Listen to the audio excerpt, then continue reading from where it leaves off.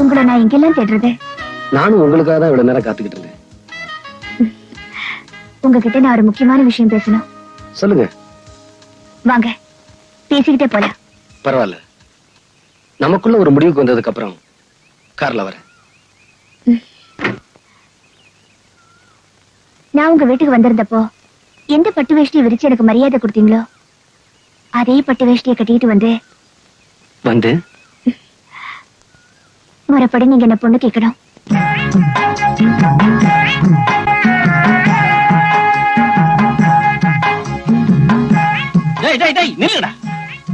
என்னமோ உங்களுக்கு தான் கல்யாணம் மாதிரி சரசரன் போயிட்டே இருக்கிறீங்க. ஒரு விவசாய வேணும்.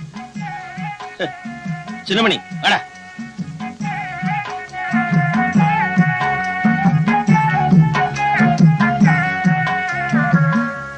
என்னமாவா கதவு மூடி இருக்கு? அட தட்டினா திறந்துட்டு போகுது. சம்பந்தி சம்பந்தி சம்பந்தி. பாவா, மாமனார் வீடுன்னு ஆகி போயிருச்சு. அப்புறம் என்ன? டேய், அடிக்கடா அடிக்கடா.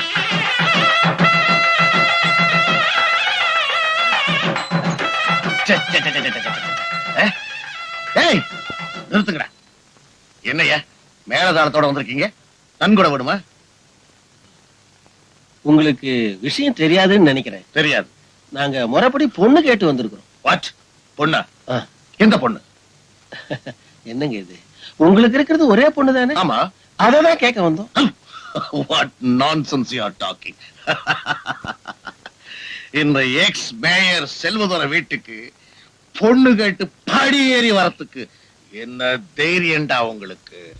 போச்சுடா, இந்த ஆளு ஆவுன்னு அட்டாணியில இருக்கவானே. சின்னமணி, நான் கேக்குறேன்னு வருத்தப்படாத. நீ அந்த பொண்ணை பத்தி சொன்ன விவரம் எல்லாம் உண்மைதானாப்பா? நீங்க கேட்கறதுல நியாயம் இருக்குது பாவா. எனக்கு அந்த பொண்ணுக்கு இருக்கிற சிநேகிதம் இவருக்கு தெரியாதுன்னு நினைக்கிறேன். கொஞ்சம் இருங்க, தப்பா எடுத்துக்காதீங்க. கண்மணி, கண்மணி, கண்மணி. என்னப்பா? பாத்தீங்களா பாவா, பாத்தீங்களா பாத்தீங்களா? நான் சொன்னதை நம்ப மாட்டேன்னு சொன்னீங்களே, இப்ப என்ன சொல்றீங்க? நான் வர்றேன்னு தெரிஞ்சுதான் கண்மணி கல்யாண பொண்ணு மாதிரி வந்து நிக்குது. நல்லா பாருங்க பாவா. என்னமா இது? உனக்கு இவருக்கு பழக்கம் இருக்குன்னு சொல்லி ஊரையே கூட்டிக்கிட்டு வந்து கல்யாணத்துக்கு பொண்ணு கிட்ட வந்திருக்கிறான். எனக்கும் இவருக்கும் கல்யாணமா?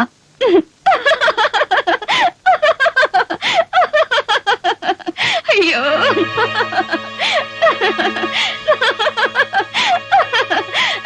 நல்ல தமாஷை. கண்மணி, நேத்து அவன் கூட பேசி சிரிச்சதுக்கும் இப்ப சிரிக்கிறதுக்கும் நிறைய வித்தியாசம் இருக்கு. இவங்கெல்லாம் தப்பா எடுத்துக்குவாங்க. விளையாடாத கண்மணி. ஆமா, உன் கூட விளையாட நீ என் மாமா மக, அதனால விளையாடுற. இது பாரு, நான் சிரிச்சது உன்னை பார்த்து இல்ல, உன் பேச்சையே நம்பி வந்திருக்காங்களே இவங்கள பார்த்துதா.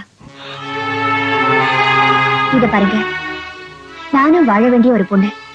உண்மையிலேயே அவரை பொண்ணு பார்க்க வர சொல்லியிருந்தா இப்படி வாசப்படலையே நிக்க வச்சு பேசிருக்க மாட்டேன். அவர் காலை தொட்டு கும்பிட்டு உள்ள கூப்பிட்டு இருப்பேன். நான் சொல்றது சரிதானே? சரிதாங்க. கண்மணி, இந்த பட்டு வேட்டியை கட்டிக்கிட்டு பொண்ணு கேட்க வாங்கன்னு சொன்னது நீதானே? இத பாருங்க, நீங்க எந்த அர்த்தத்துல இப்படி பேசுறீங்கன்னு எனக்கு தெரியல. இதுக்கு உங்க கூட வந்தவங்க தான் பதில் சொல்லணும். நீங்க அவருக்கு சொந்தக்காரரா? இல்லம்மா. உங்களுக்கு என்னையும் தெரியும், அவரையும் தெரியும் இல்லையா? ஆமா. நான் எவ்வளவு படிச்சிருக்கேன்? பெரிய படிப்பெல்லாம் படிச்சிருக்கீங்க, காலேஜுக்கெல்லாம் போயிருக்கீங்க. அவரு 3ஆம் கிளாஸ் ஃபெயிலுமா. இப்படி 3ஆம் கிளாஸ் படிச்சவரு என் மேல ஆசைப்படுறதுல ஏதாவது நியாயம் இருக்கா? ஏமா, எனக்கு எவ்வளவு சொத்து இருக்கும்? என்னம்மா அப்படி கேக்குறீங்க? இந்த ஊர்ல இருக்கிற சொத்துல பாதி சொத்து உங்களுக்கு தானம்மா. அவருக்கு சின்ன மணிக்கு என்னமா இருக்கு? ஒரு ஓட்டு ஹார்மோனிய பெட்டியும் ஒரு ஓட்டு வீடும் தானமா இருக்கு. இப்படி எதுவுமே இல்லாதவரு என் மேல ஆசைப்படுறதுல ஏதாவது நியாயம் இருக்கா? ஏன் பாட்டி, எனக்குன்னு அப்பா அம்மா எல்லாம் இருக்காங்கல்ல? ஆமாமா. அவருக்கு தம்பி தாய் தப்பன் பேரே தெரியாத ஒரு அனாதம்மா.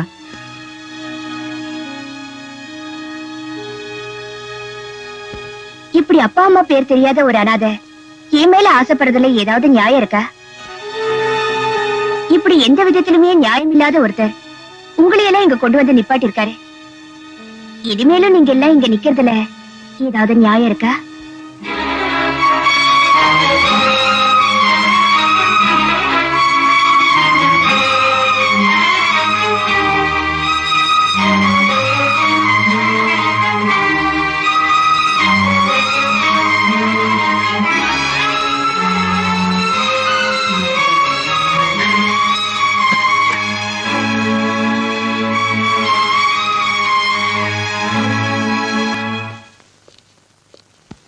கண்மணி, என்னம்மா? ஏமா அந்த பையன் இங்க வந்து அப்படி ஒரு பொய் சொல்லணும்?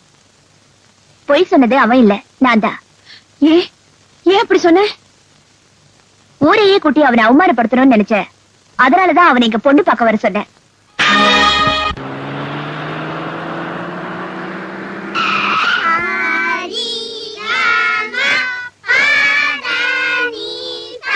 எங்க அம்மா கிட்ட அடி வாங்க வச்சால, இனிமே நீ பாட்டே சொல்லி தரக்கூடாது.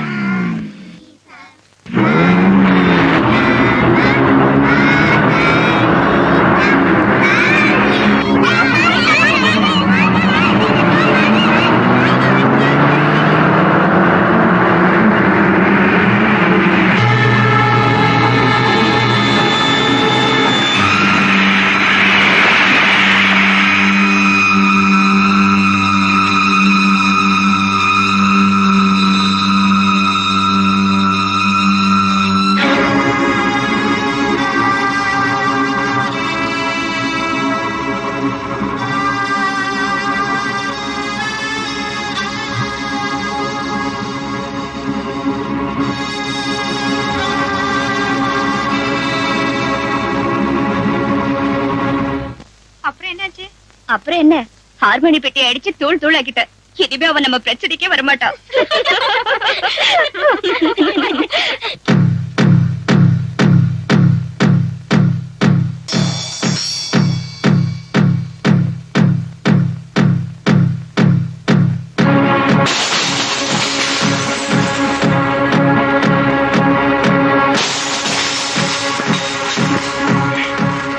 என்ன சத்தம்? அது ஒண்ணு இருக்காது.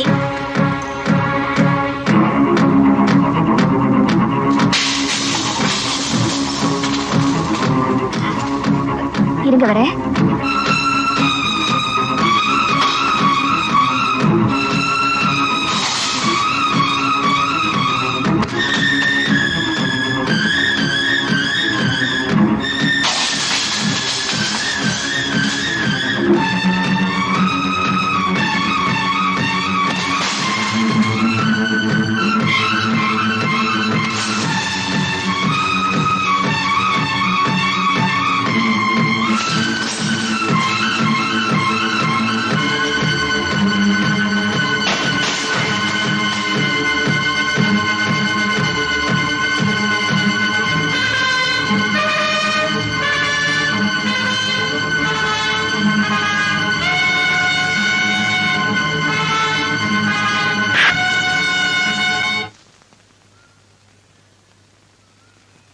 சின்னமணி, நீ 1008 காரணம் சொன்னாலும் சரிடா.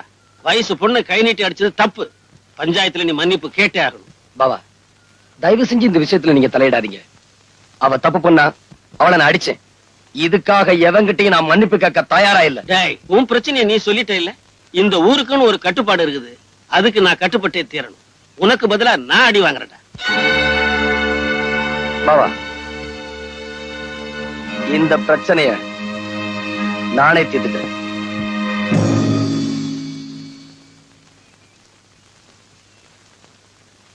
வரக்கூடாதுன்னு முடிவு பண்ண பஞ்சாயத்துக்கு நானே தேடி வந்திருக்கிறேன்.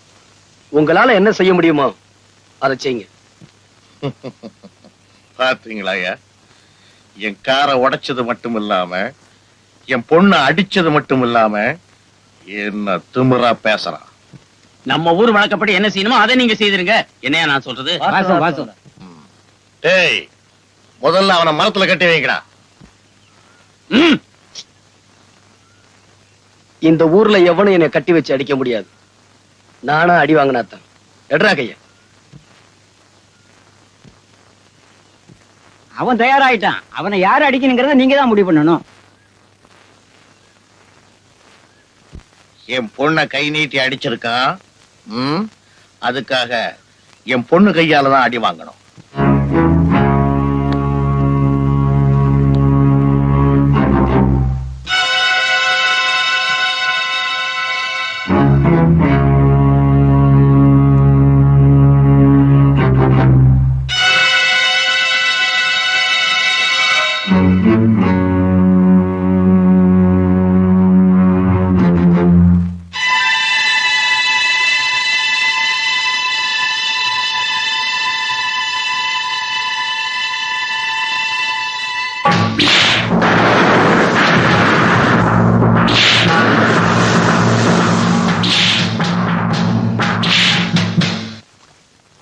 அம்மா அம்மா, பஞ்சாயத்துல உங்க பொண்ணு சின்னமணியை சவுக்கால அடிச்சிட்டு இருக்கு.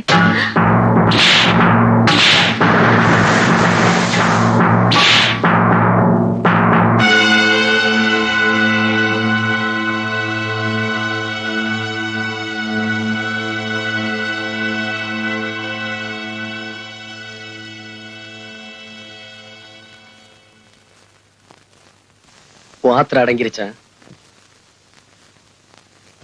இந்த ஊரே பாக்குற மாதிரி என்னை எப்படி அவமானப்படுத்தணுமோ அத நீ செஞ்சிட்ட. இதே ஊர் பாக்குற மாதிரி நான் என்ன செய்யணுமோ அதையும் செஞ்சிடறேன்.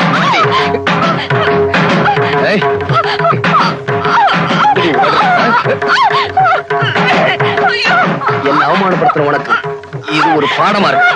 போடி.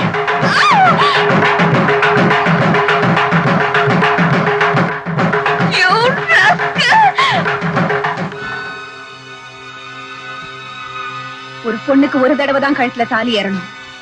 உன்னை பொறுத்த வரைக்கும் உன் வாழ்க்கையில அது நடந்து முடிஞ்சிருச்சு.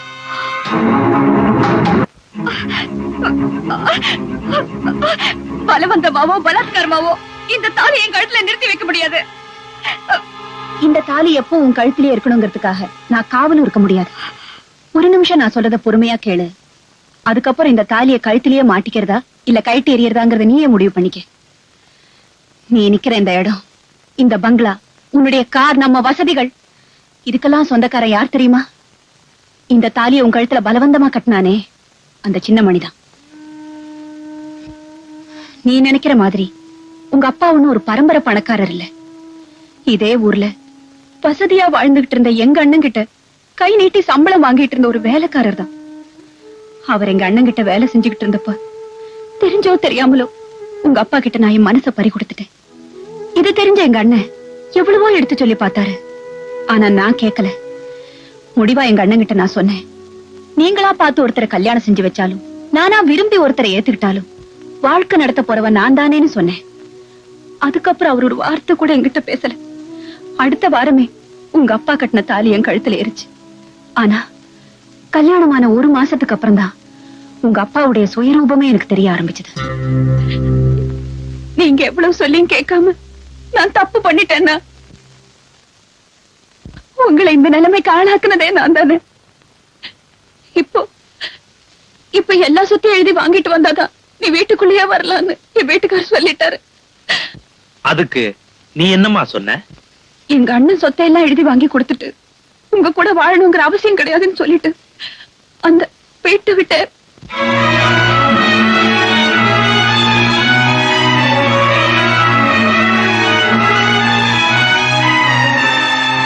மாப்பிள ஜானகி, மாப்பிள நீங்க ஆசைப்பட்டபடி இந்த வீட்டையும் உங்க பேருக்கு எழுதி வச்சுட்டேன். நான் ஆசைப்பட்டபடி என் தங்கச்சி கடைசி வரைக்கும் கண் கலகாம காப்பாத்துங்க. நான் எனக்காக இதெல்லாம் கேட்கல, உங்க தங்கச்சி சந்தோஷமா இருக்கணும் அதுக்காகத்தான். மாப்பிள உங்களை பத்தி எனக்கு நல்லாவே தெரியும். மணி, என்னப்பா? அத்தை மாமா எல்லாம் சொல்லிட்டு புறப்படு, நாம இந்த வீட்டை விட்டே போலாம். அத்தை போயிட்டு அத்தை. மாமா போயிட்டு மாமா. போடா, போய் பை எடுத்துட்டு வா. சரிப்பா. அண்ணா அண்ணா, எனக்காக நீங்க ஏன் வீட்டை விட்டு போகணும்? நீ நல்லா இருக்கணும்னா நான் இந்த வீட்டை விட்டு போகணும். பாப்பா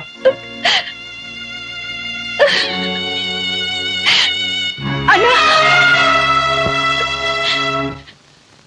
வீட்டை விட்டு வெளியே போனதுக்கு அப்புறம் எவ்வளவோ வசதியா வாழ்ந்துட்டு இருந்த எங்க அண்ணன் ஒரு கூலிக்காரனை விட கேவலமா குடிசையில வாழ்ந்தார்.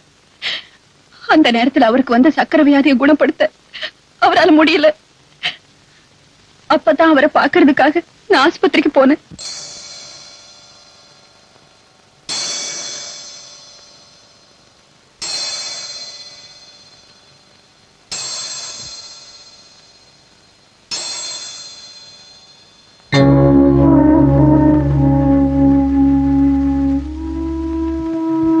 வாமா.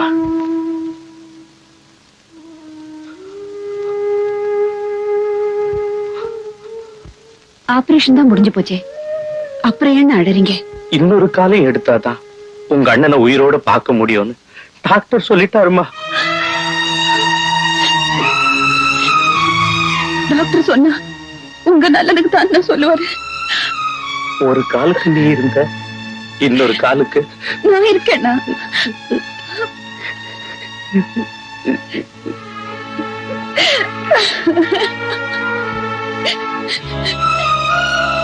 அண்ணா, அண்ணா, அண்ணா, அப்பா, அண்ணி. அண்ணன் இறந்த கையோட உங்க அப்பா அவனுக்கு இருக்கிற ஒரே வாரிசு பையன்தான், அவனை கொன்னுட்டா சொத்துல பின்னால பிரச்சனையே வராதுன்னு அடியாள் கிட்ட சொல்றத கேட்டேன். எங்க அண்ணன் தான் எனக்காக சொத்து சுகமெல்லாம் இழந்துட்டாரு. எங்க அண்ணன் மகன் எதுக்காக அழியணும்னு அவனை காப்பாத்துறதுக்கு என்ன செய்யறதுனே புரியாம அவனை ஒரு பரிசல்ல வச்சு அனுப்பிச்சிட்டேன். சமயத்துக்கு உதவட்டுமேனு அவன் கழுத்துல ஒரு செயினையும் போட்டு வச்சேன். அந்த செயின் தான் அவனை நான் யாருன்னு அடையாளம் கண்டுக்க உதவிச்சு. உங்க அப்பா சுகர் ஃபேக்டரி கட்டி இந்த ஊருக்கு வந்தப்போ ஒரு நாள் இந்த ஊர்ல பாபான்னு ஒருத்தர் தம் பொண்ணு அம்மா வாத்தப்ப ஊமை ஆயிட்டான்னு அவளை குணப்படுத்த வைத்திய செலவுக்கு பணம் இல்லாம ஒரு செயின் எங்கிட்ட அடமானமா கொண்டு வந்து கொடுத்தாரு.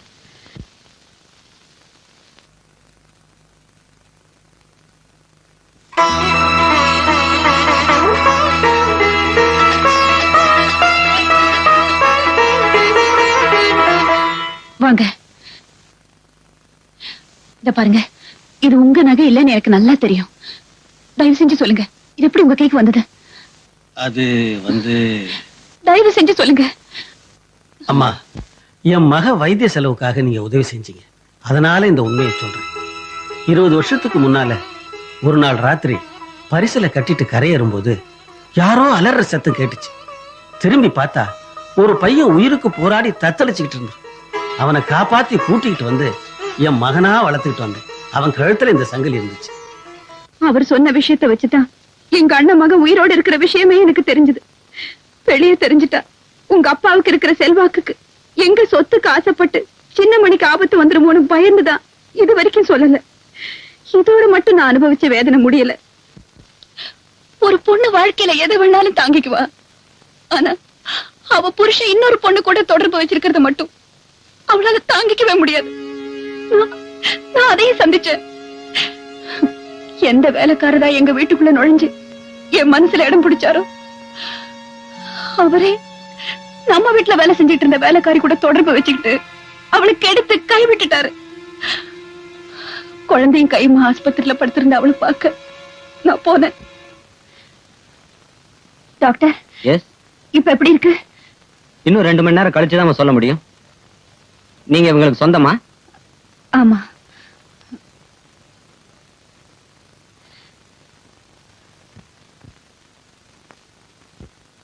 டாக்டர், நிஜமானியம்மா, டாக்டர் கூப்பிடுறதுனால எந்த பிரயோஜனமும் இல்லை. நான் செஞ்ச தப்புக்காக இந்த பச்சை குழந்தைய அனாதையாக்கிடாதீங்க. கவலைப்படாதம்மா, நான் பாத்துக்கிறேன். ரொம்ப சந்தோஷம்.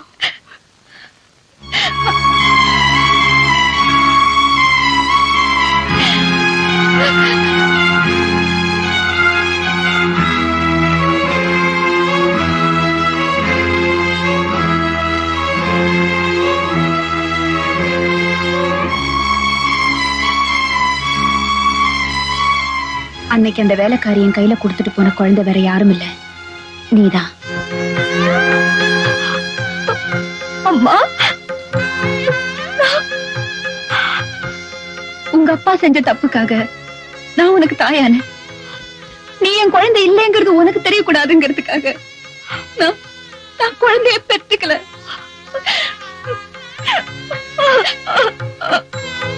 எங்க அண்ணன் மக சின்னமணிய ஊரே பாக்குற மாதிரி அனாதைன்னு சொல்லி நீ அவமானப்படுத்தின. இன்னைக்கு நீ யாருங்கிறத கொஞ்சம் யோசிச்சு பாருமா.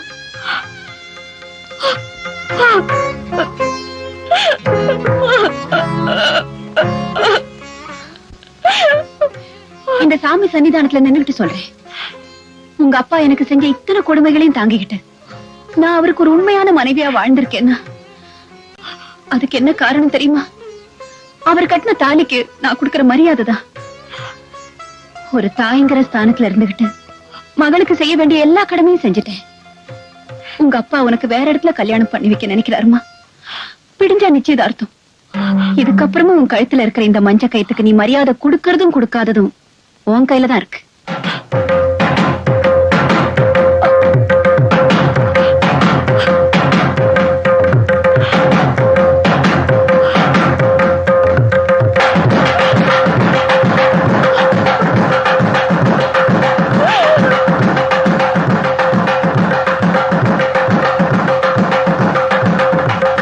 இங்க பாருங்க, இது ஒரு அவசர கல்யாணங்கிறதுனால என் மகளுக்கு செய்ய வேண்டிய சீர் சிறப்புகள்லாம் ஒண்ணும் குறை வைக்க மாட்டேன். உங்களுக்கு என்னென்ன தேவையோ சொல்லுங்க, அதெல்லாம் செஞ்சு முடிக்கிறேன். சீமான் செல்வதுரை வீட்டுல பொண்ணு எடுக்கிறதுக்கே நாங்க கொடுத்து வச்சிருக்கணும். இதுக்கு மேல சீரு சனத்தி எல்லாம் எங்களுக்கு வேணுங்களா? என்ன ஜானகி அம்மாவை கூப்பிட்டீங்கன்னா தாம்பலத்தை மாத்திக்கலாம். ஆமாங்க, நேரத்தோட வெத்தலை பாக்கு மாத்திக்கிட்டோம்னா வந்த வேலை முடிஞ்சு போயிடும் பாருங்க. யாருக்கு தாம்பூல திட்டு மாத்திக்கமா? நமஸ்காரம்மா. நமஸ்காரம்மா. இந்த பாரு ஜானகி, நல்ல நேரம் முடியறதுக்குள்ள தாம்பூல தட்டை மாத்திக்க.